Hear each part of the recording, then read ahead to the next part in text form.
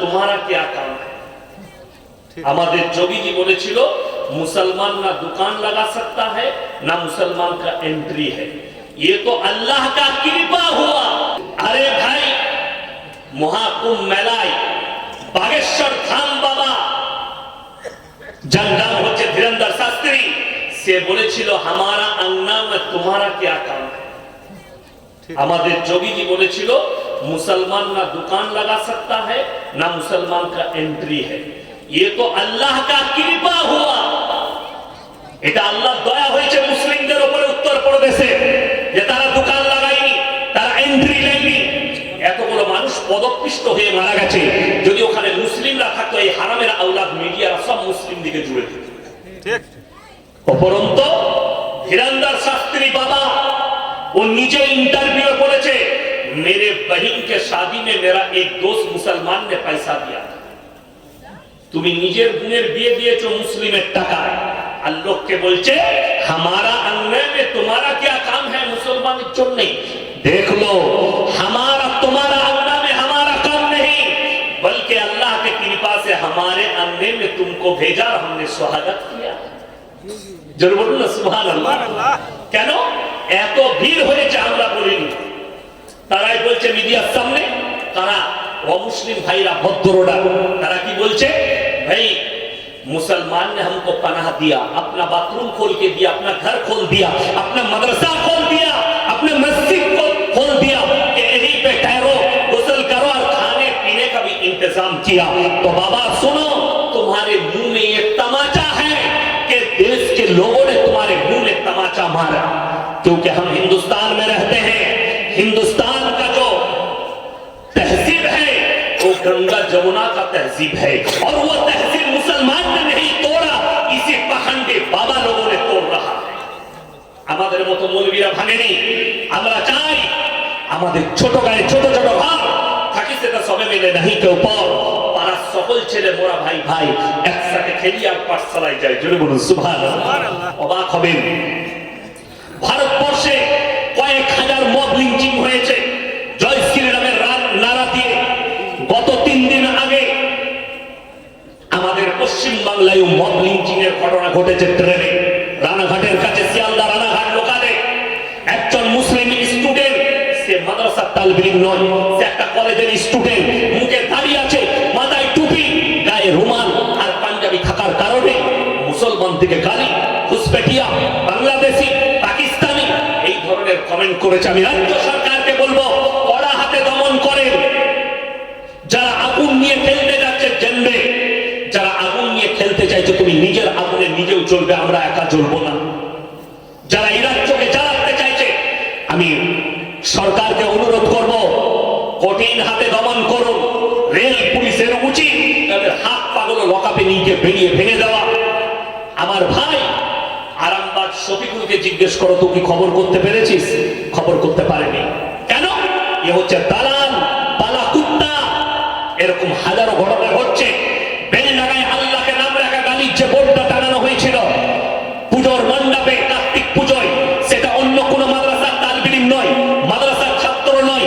কোন আতঙ্কবাদী ডাকিয়েছিল শুনে নাও, সেটা হচ্ছে কল্যাণী বিশ্ববিদ্যালয়ের একটা স্টুডেন্ট, তার নাম হচ্ছে সায়ন হালদার। আল্লাহকে নাম রাখা গালি। এই হারামখোর শফিকুলকে জিজ্ঞেস করো, তুমি কি খবর করতে পেরেছো? পারবে না, যেহেতু পয়সা দিয়ে বিক্রি হয়ে আছে তাই পারবে না। আমি বলবো পশ্চিম বাংলার মুসলিম এই আরামবাগ শফিকুলের বিরুদ্ধে সজাগ হন। এ মুসলমানের বিরুদ্ধে এজেন্ডা তৈরি করছে, ইসলামের বিরুদ্ধে মারাত্মক একটা এজেন্ডা তৈরি করছে, যাতে হিন্দু মুসলিমের মধ্যে বিভেদ লাগাচ্ছে এই হারামখোর শফিকুল। আর তার চ্যানেলে যতজন কমেন্ট করছে সব গোবর করার মুখ। ঠিক ঠিক, একটাও মুসলমান নেই। বড় কষ্টের বিষয়, একটাও ভদ্র নেই। শুনেলেন, ওই ছাত্রটাকে, স্টুডেন্টটাকে কেউ বাঁচায়নি, কোনো মুসলিম নয়, একজন ভদ্র হিন্দু ভাই বাঁচিয়েছে। সে আগারি করে ধরে বাঁচিয়েছে, এমনকি তাকে ট্রেন থেকে ফেলার চেষ্টা করা হয়েছে। আমি বলবো যারা এই কাজ করেছ, अगर हिम्मत है अकेला शिकार कर, शेर अकेला शिकार करता है, ग्रुप में शिकार तो सुअर करता है। ग्रुप में शिकार सुअर करे, এটা सुअर ঝোল। अगर मर्द है और शेर है तो अकेला चला, एक मर्तबा कालिया चौक में आके शिकार करके दिखा, सुजापुर में दिखा, मुर्शिदाबाद बेलडांगा में दिखा, एक मर्तबा मेरा गांव में आके दिखा। सुअर तक ग्रुप में शिकार करता है, शेर अकेला करता है। अकेला शिकार करके देखा हमारे ढूंढ में आके, फिर तुम्हें पता चलेगा। अरे श्री राम जी को शर्म आती होगी, ये मेरा भक्त है। किसी हिंदू पंडित ने अगर दिखा दिया कि श्री राम जी ने लिख कर गया है कि देश के मुसलमानों को, दूसरे धर्म के लोगों को मेरा नाम लेकर उसको पीट के मार डाल, तुम क्या सोचते हो?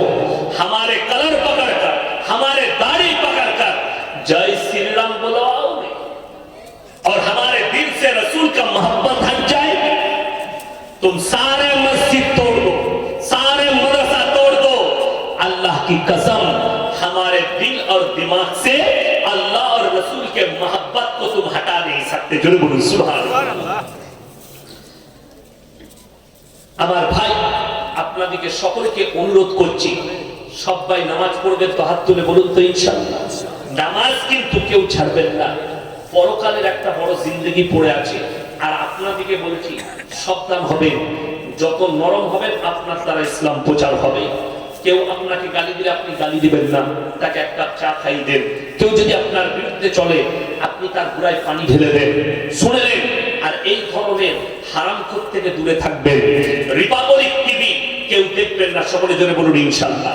যারা মোবাইলে সাবস্ক্রাইব করেছেন ওটাকে ডিলিট করবেন, সাবস্ক্রাইব থেকে সরে যাবেন। রিপাবলিক টিভি কেউ দেখবেন না, আরামবাগ টিভি সবিকুলের কাছ থেকে দূরে থাকবেন। এই হারামখোররা এজেন্ডা তৈরি করেছে। আমার ভাই আল্লাহ রাব্বুল আলামিন কোরআনে বলেছে তিনটে জায়গা, তিনটে লোক যদি তোমাদের কাছে হাত পাতে কোনদিন হাত ফেরাবে না। জোরে বলুন ইনশাআল্লাহ। কয়টা লোক বললাম? তিনটে।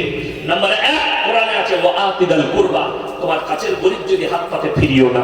ওয়াল ইয়াতামা ওয়াল মাসাকিন, এতিম আর মিসকিন যদি হাত পাতে তাদের হাতকে ফিরিও না।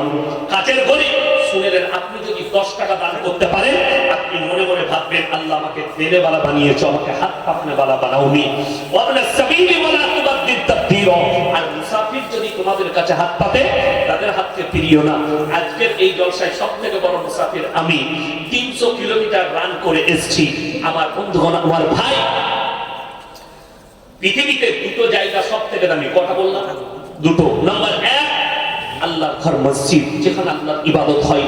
নাম্বার 2 যেখানে আল্লাহ এবং আল্লাহর রাসূলের কথা আলোচনা হয়। নাম্বার 3 মাদ্রাসা, যেখানে কোরআন এবং আল্লাহর রাসূলের দ্বীন শিক্ষা হয়। আমার ভাই, আমি আপনাদেরকে অনুরোধ করব যে এই মসজিদ আল্লাহর ঘরের জন্য, আমার ভাই আপনাদের কাছে বেশি চাইবো না। আমি বলবো কোরআনে পারা কটা আছে বাবা? 30টা। 30 জন ব্যক্তি 1000 করে টাকা, যদি পয়সা না থাকে নামটা লেখান, পরে দিবেন আল্লাহর ঘরের জন্য। যদি পয়সা মোবাইলে থাকে ফোন পেতে দিয়ে দেন। আমি 30 জন মা বোন ভাই আপনাদের মধ্যে যারা আছেন, 30 জন ব্যক্তি কে কে আছেন, লেবুদা 20 বস্তা সিমেন্ট, 500 টাকা নগদ। আল্লাহ উনার দানকে কবুল করুক, হায়াত আল্লাহ বরকত দেন, পূর্বপুরুষকে আল্লাহ জান্নাতি করুক, রুজি রোজগার আল্লাহ বরকত দেন। আমার ভাই, এই দেখেন আমার ভাইজান, উনি 150 টাকা দিয়েছেন। আল্লাহ তাআলা উনার হায়াতে বরকত দেন, কারবারে আল্লাহ বরকত দেন, রুজি রোজগারে বরকত দেন। আমার ভাই মাত্র 1000 করে বলেছি, হাত তুলে কি নাম পাবো? এখানে আসুন, আমার সাথে মুলাকাত করে যান, আসুন মুলাকাত করুন। মাশাআল্লাহ। এবং ভাইজান 2 বস্তা সিমেন্ট দিয়েছেন এবং 150 টাকা নগদ। আল্লাহ তাআলা উনার হায়াতে বরকত দেন, কামাই এদিকে আসুন, কামাই বরকত দেন, রুজি রোজগার। কি নাম বাবু? কত? 1000 2000। মাশাআল্লাহ। মাইনুল হক ভাই 2000 টাকা। কি নাম? ইলিয়াস আলী 3000 টাকা। মাশাআল্লাহ। আল্লাহ দানকে কবুল করুক, নেক নিয়তকে আল্লাহ পুরো করুক, কারবারে আল্লাহ বরকত দেন, রুজি রোজগারে আল্লাহ বরকত দেন। আমার ভাই আর কে আছেন? আমি 1000 করে বলেছি। তারা আচ্ছা মাশাআল্লাহ। আর কে আছেন ভাই? তাড়াতাড়ি বলুন। সিমেন্ট যদি দিতে চান 5 বস্তা, 2 বস্তা, 1 বস্তা করে সিমেন্ট।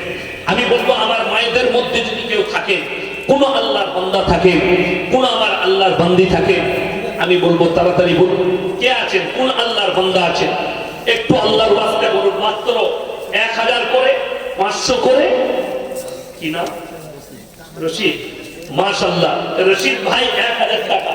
আল্লাহ দানকে কবুল করুক, জানে মানে ইজ্জতে বরকত দেখ, কারবারে আল্লাহ বরকত দেখ। এসো আমি মায়ের দিকে বলবো, মায়েরা 1 বস্তা 2 বস্তা সিমেন্ট স্বামীর নামে, বাবার নামে, মায়ের নামে। মাশাআল্লাহ আরো একজন ভাই 100 টাকা দিয়েছে, কি না জাফর আলী ভাই, মাশাআল্লাহ 3000 টাকা। আল্লাহ দানকে কবুল করুক, লগত 3000 দিয়েছে, আল্লাহ দানকে কবুল করুক। আরো একজন ভাই 100 টাকা দিয়েছে, কি না আশরাফুল মিয়া 1500 টাকা। মাশাআল্লাহ শাহজাহান আলী 1 কুইন্টাল ভুট্টা, আল্লাহ দানকে কবুল করুক। আলাউদ্দিন, আলাউদ্দিন মিয়া 500 টাকা আর 3 বস্তা সিমেন্ট, লগত 500 টাকা 3 বস্তা সিমেন্ট। মাশাআল্লাহ আল্লাহ দানকে কবুল করুক, নেক নিয়তকে আল্লাহ পুরো করুক, কারবারে আল্লাহ বরকত দেখ, রুজি রোজগারে আল্লাহ বরকত দেখ। আমার ভাই আর কে আছেন, কোন আল্লাহর বান্দা আছেন? একটু তাড়াতাড়ি আসি ইনশাআল্লাহ। ভাই কে আছেন এসো, মাশাআল্লাহ আর কে আছেন ভাই? সিমেন্ট বলেছে 1 বড়া 2 বড়া করে সিমেন্ট, 3 বড়া সিমেন্ট, এটা মসজিদ। 20,000 আপনি বরকত পান। আপনার খুব এই 20,000 বরকত নেই, আপনি অবাক হবেন, আপনি বিশ্বাস করেননি।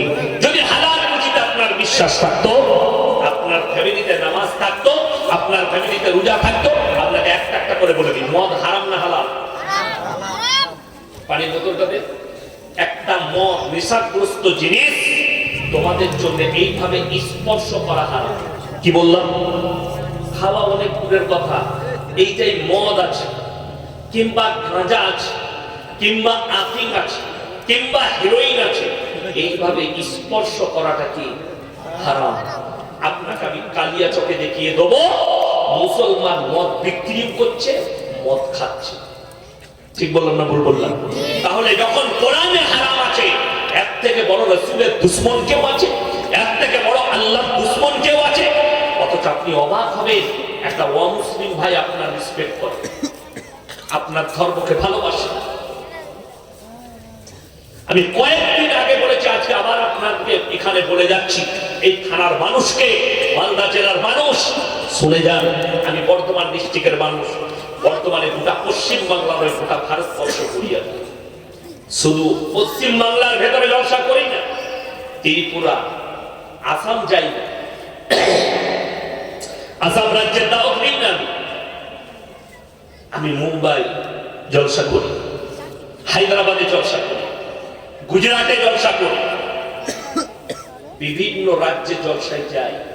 আমি শুধু আপনাদের এখানে নয়, আমাকে যদি বলেন হুজুর 3 ঘন্টা 2 ঘন্টা উর্দুতে বক্তব্য দিতে হবে, আমি টানা উর্দুতে বক্তব্য দিয়ে দিব ইনশাআল্লাহ। আমি বিহারে জলসা করতে যাই, চন্দন কিয়ারি, ধানবাদ, পাকুড়, আপনার ওইদিকে দহুয়া, ভাগলপুর যাই। সময়ের অভাব হলে ওইদিকে দাওয়াত কম নেই। আমার ভাই, আপনি যদি বহরমপুরের কাছে, বহরমপুর যান, 34 নম্বর জাতীয় সড়ক ধরে যেমনি আপনি মোরগ্রাম পার করবেন, একটা মোড়ের নাম পলসন্দা মোড়, তার আগে একটা ধাবা আছে, পাপ্পুদা ধাবা, পাঞ্জাবি মোড়। 2 ভাই মাথায় পাগড়ি, মুখে দাড়ি, হোটেল চালাচ্ছে, তার হোটেলে বোর্ড লাগিয়ে রেখেছে 3টে, একটা হচ্ছে মদ পান করা নিষেধ, একটা হচ্ছে মদ বিক্রি নিষেধ, আর একটা হচ্ছে নো স্মোকিং, এখানে ধূমপান নিষেধ। তারা জানে আমরা যেখানে ব্যবসা করছি, এই মুর্শিদাবাদ জেলা 75% মুসলমান, আর মুসলমানদের জন্য মদ স্পর্শ করা হারাম। আর আমি তার হোটেল থেকে বেশি নয়, ধুলিয়ান পর্যন্ত মুসলমানদের এমন হোটেল বার করে দেবো 10খানা, যে হারাম খোররা মদ খাই, মধু বিক্রি করছে, এরা জানে হারাম। তারপরও এর থেকে আল্লাহর দুশমন কেউ আছে? আপনি চলুন মসজিদে, বুঝতে পারবেন মদ খেয়ে মসজিদে প্রবেশ করা যায় না, নিষেধ আছে। আপনি ধরে তাকে মারবেন, গাঁজা খেয়ে ঢুকলে তাকে বেঁধে তার বিচার ডাকবেন। অথচ আমাদের দেশে কন্টিনিউ সুদ খেয়ে যাচ্ছে, জুম্মার দিনে আতর লাগিয়ে মসজিদে নামাজ পড়তে পায় সুদ কথা। কেউ প্রতিবাদ করে না বলে এরা সুদ ছাড়ে না। ইমাম সাহেব যদি খুতবা দেয়, তারপরের দিন ইমামের চাকরি কমিটির লোক তাড়ায় সুদখোরদের চাপে। বীরভূম ডিস্ট্রিক্ট, আমি গ্রামের নাম বলবো, বীরভূম থেকে দুজন ইউটিউবার এসেছে, Abdullah media, MD Abdullah, MD Rizwan, আর আপনাদের এলাকার বিভিন্ন মিডিয়ারা আছে। কি আমাকে খেতে দিলে? ও দিলে, ওখানে রাখো, কোরআন শরীফের সঙ্গে ওদিকে রেখে দে। সেই ভালো, আল্লাহ এত বড় জিলাপি, আমি মনে করছি আমাকে দিলে হয়তো খেতে, এইখানে চালিয়ে দিতাম। যাই হোক, দিয়েছে রাখুন।